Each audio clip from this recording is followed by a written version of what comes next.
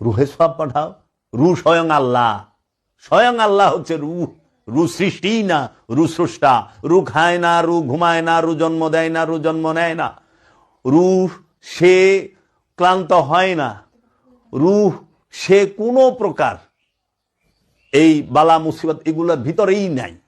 রু স্বয়ং আল্লাহ নিজে। রুকে আদেশ দেওয়া মানে আল্লাহকে আদেশ দেওয়া। রুহের জন্য সব পাঠান মানে আল্লাহর লেগে সব পাঠানো। রুহের মাগ ফেরাত কামনা করা মানে আল্লাহর লেগে মাগ ফেরাত কামনা করা। রুহকে কবজ করা মানে আল্লাহরে কবজ করা।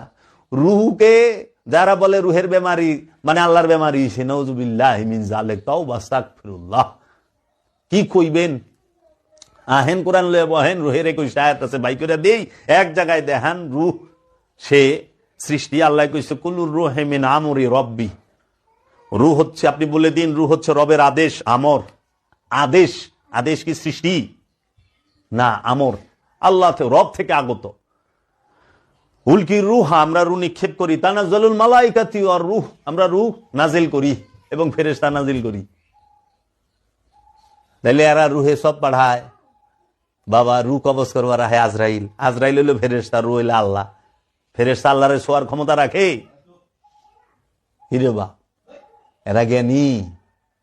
এরা 500 বছর জুতা টানো লাগবো, 500 বছর।